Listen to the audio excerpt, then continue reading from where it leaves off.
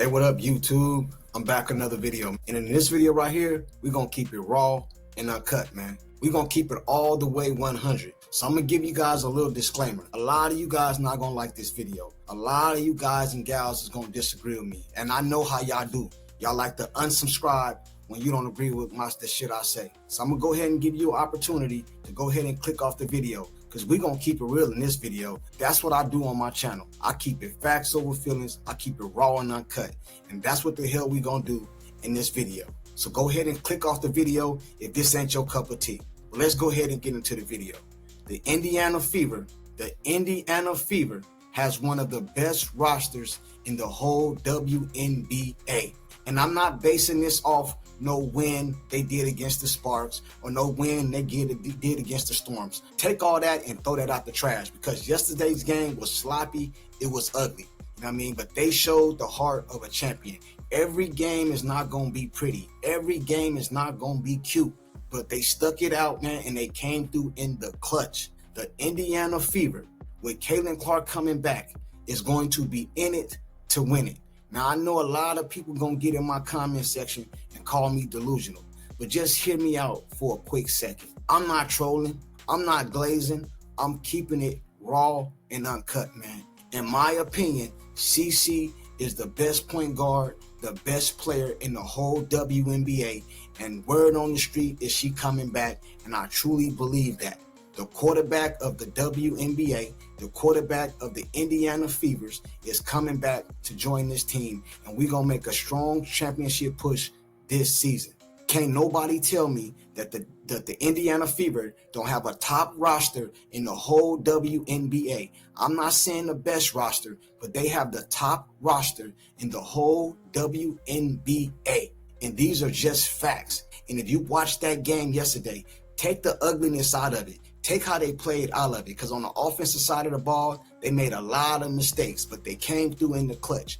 But look at how they were gelling together. Look at how when Sims hit that three-point shot when we was down 3 to tie the game, look how they went up over there, the love they were showing each other. Look at the love they were showing Caitlin. Look how they was over there chest bumping. These girls are starting to have fun.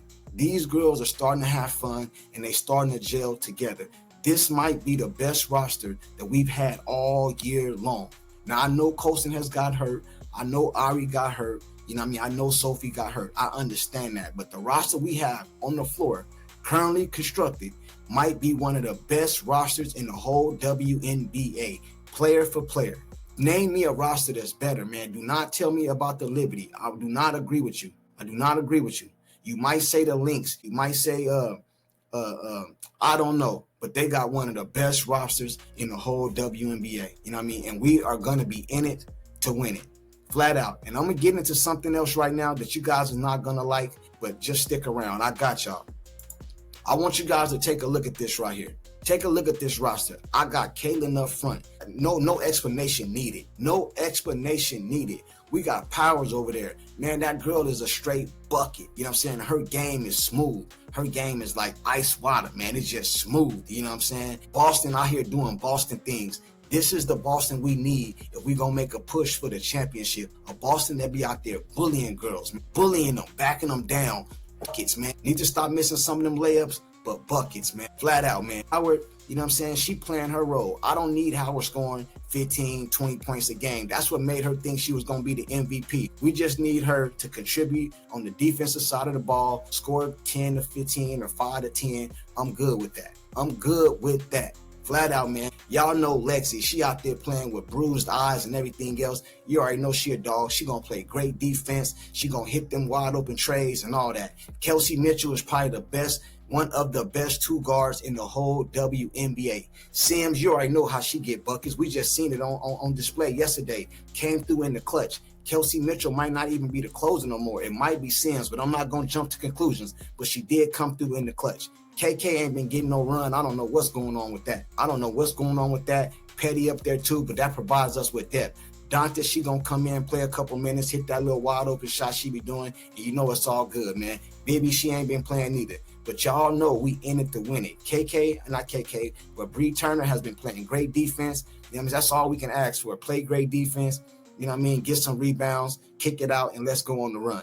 This team right here, This team right here, currently constructed, is one of the best rosters in the whole WNBA. Now, this team right here, with CC coming back, man, they got just as good as chance of anybody in the WNBA to make a run for that championship. And I have been saying it over and over and over and over again on my live. People calling me delusional. People saying I'm trolling. People saying I'm glazing. I ain't glazing. I know what I see. And they starting to gel at the right time. This right here might be a storybook ending. If CC come back and put this thing together, this might be a storybook ending, man. Just take your feelings out of it for a minute.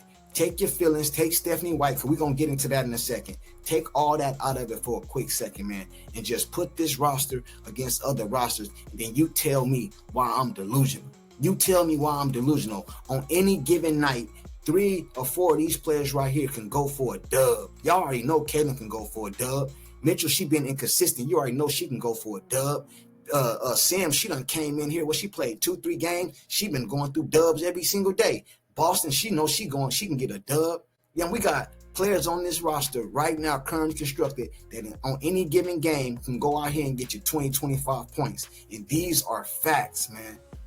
Facts. These are facts. So how can y'all tell me that this team right here can't go to the championship? Now let's get into Stephanie White, because as the thumbnail reads, the blame game is over. I am no longer hearing this Stephanie White bullshit. I am no longer hearing it. I am no longer subscribing to it.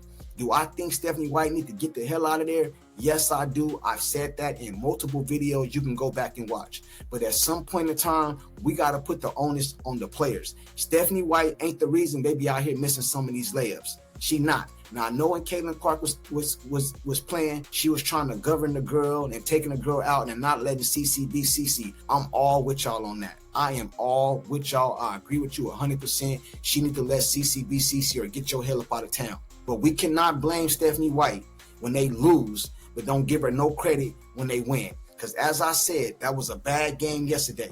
But what about the defensive side of the ball, which Stephanie White is known for? We had a lot of turnovers yesterday, and I think we had 20 plus points on turnovers alone. Do Stephanie White not get any credit for that? Now, I'm not trying to sit up here and take up for her, but I'm not going to just keep blaming her and shit like that neither, man. I believe in my heart this team has been humbled, including Stephanie White, because the last couple games she has not been getting in the way. Boston been having her ass down there on the post, and they've been feeding her, and that's why she been out here getting buckets. Let's get to it, man. Let's get down to the truth, man. All it takes is 1, 2, or 3 people to put out some narrative, and then everybody run with it. A lot of people out here talking about Stephanie White don't even watch the game. They just heard somebody else say it, but I don't subscribe to that. On my channel, I keep it real. I keep it raw and uncut with how I feel and how I see things. It don't matter if you disagree with me. You don't disagree. You disagree with me? Okay, fine. If you disagree with me and you want to unsubscribe, fine there too. But I'm going to keep it real up over here. And from now on, I am not about to just be coming out here talking about Stephanie White is the problem. Because she can coach and put the players on the court. They go out here and miss layups and all that. And then we blame her. You know what I'm saying? Do I think we need to get her up out of here? Yes, I do. I do not believe she's the right coach for CaitlinClark if she's going to be trying to govern CaitlinClark and not allow her to play her game. But other than that, man, the defensive side of the ball looked good yesterday, man. We played defense yesterday.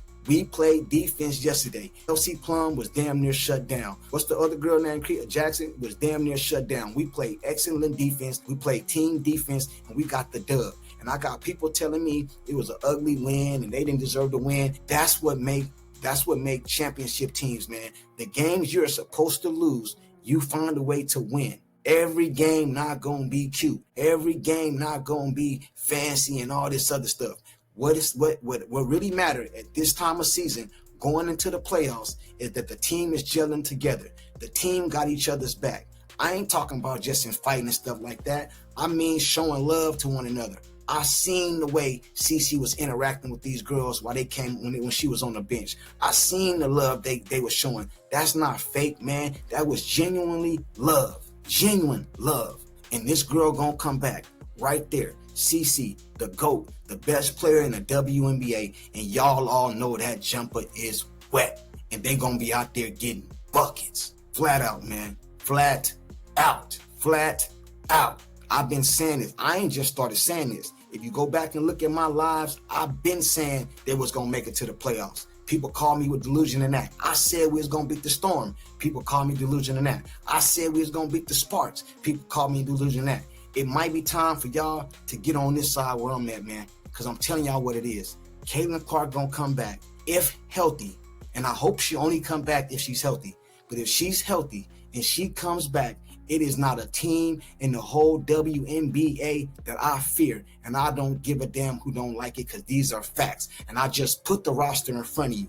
What roster in the WNBA is better than this roster right here? Now, I know it might be one or two, but it's not a whole bunch of rosters in the WNBA. They got a complete team. They got 3 All-Stars on their team right there, man. They got, 2 number 1 picks, bro. Stop it, man. Stop it. Aaliyah Boston was in the talk for MVP at the beginning of the season. Not saying she was going to win it because Fee been balling, but she was in the talk. 3 All-Stars, all that, man. We got 4 or 5 people up here that can go get a dub on any given night. It is not a lot of teams in the WNBA that can say that. That can say that. Flat out, man. Flat out. We're going to have to keep it real, man. All this blame game is over with. I'm not subscribing to it no more. No more. I'm not about to be out here blaming Stephanie White for these missed layups and all the stuff they do. I blame Stephanie White for not allowing CC to be CC. I blame Stephanie White for taking Aaliyah Boston off the block, man. Got her all out here on 3-point line and not going back to the stuff they were, especially when her and Caitlin had that pick and roll going. That's what I blame Stephanie White for. I'm not going to blame her for all these losses, man. Because what y'all do is, when she lose, y'all kill her. All in my comment section, Stephanie White this, Stephanie White that. You know what I mean? But when she win, y'all, it's that we won. Y'all don't know what to say. Y'all still blame the woman. The Indiana Fever with Caitlin Clark got just as good as any team in the whole WNBA to go and compete for a championship. And don't none of these teams want to play us in the first round. I don't give a damn who they is. Not the way they balling. Sims is a straight dog out here balling. You know what I'm saying? 20 points every damn game look like. Going to the hole with that floater, hitting that jump shot, that 3. You know what I'm saying? All that, man. Kelsey Mitchell, she's not pressed to score as much as before we got Sims. CC out, Kelsey Mitchell got to go for 25, 30 down there every single night, man. And that's just not her skill set. You know what I'm saying? She inconsistent, but that's okay because now we got depth. You know what I'm saying? Imagine Sims coming off the bench behind CC. Imagine Powers coming off the bench or coming up off in here and getting these minutes and going out here getting buckets. The Indiana Fever is going to be in it to win it. And don't forget, I told you so. But until the next one, y'all hit that like button. Y'all hit that subscribe button. Man, and jump in that comment section. Talk to me, I talk back. Look at this squad, man. Tell me I'm delusional. Tell me I'm glazing. Y'all done lost y'all mind. Peace, man.